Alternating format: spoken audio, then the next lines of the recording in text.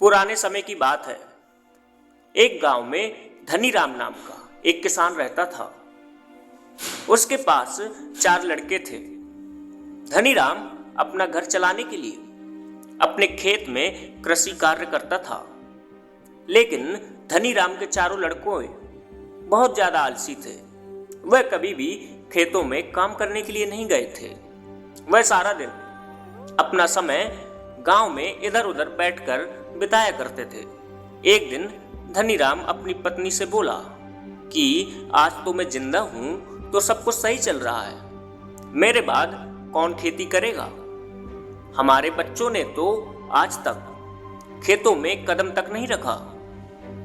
धनीराम की पत्नी ने इस पर कहा, कोई बात नहीं, धीरे धीरे काम करने लगेंगे। इसी तरह से धीरे धीरे समय गुजरता जा रहा था। एक दिन धनीराम की अचानक से तबीयत खराब हो जाती है और वह बहुत ज्यादा बीमार पड़ जाता है। इस दौरान धनीराम अपनी पत्नी से कहता है कि चारों लड़कों को मेरे पास बुलाओ, मेरे पास समय बहुत कम है। इतना सुनने के बाद धनीराम की पत्नी अपने 4 लड़कों को उनके पिताजी के पास बुलाकर लाती है। धनीराम इस बात से बहुत ज्यादा चिंतित था कि उसके बाद उसके लड़कों का क्या होगा। इसलिए उसने अपने 4 लड़कों को अपने पास बैठाकर कहा कि मेरे पास जितना भी कमाया हुआ धन था, मैंने वह सारा अपने खेतों के नीचे दबा दिया है। जब मैं इस दुनिया में ना रहूं तो मेरे बाद तुम खेतों में से दबाया हुआ सारा खजाना निकालकर आपस में बांट लेना। इतना सुनने के बाद धनीराम के बेटों में खुशी की लहर दौड़ पड़ी। इसके कुछ समय बाद धनीराम की बहुत ज्यादा तबीयत खराब होने की वजह से मृत्यु हो जाती है। धनीराम की मृत्यु के कुछ दिन बाद उसके चारों बेटे खेत में दबे हुए खजाने को खोदने के लिए निकल जाते हैं। खेत में पहुंचने के बाद चारों बेटों ने पूरा खेत खोद डाला, लेकिन उनमें से किसी को भी कोई खजाना नहीं मिलता है।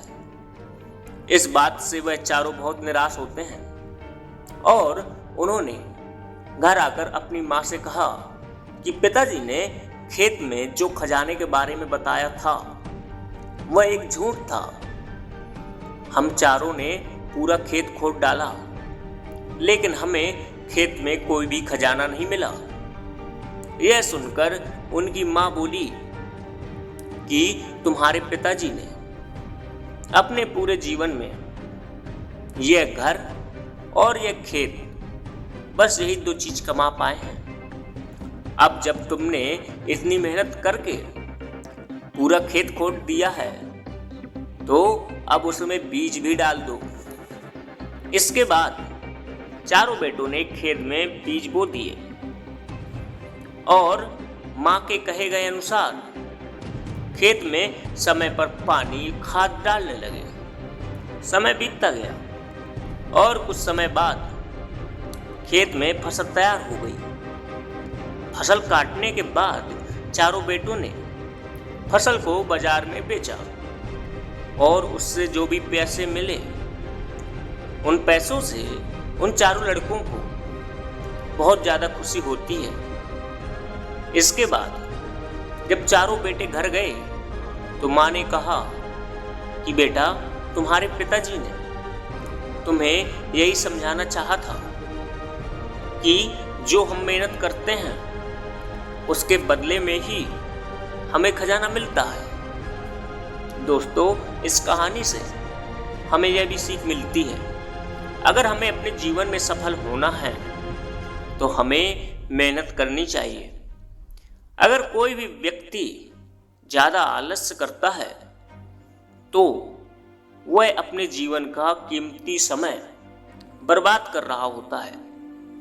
आपको हमेशा अपने जीवन में सही दिशा में मेहनत करनी चाहिए।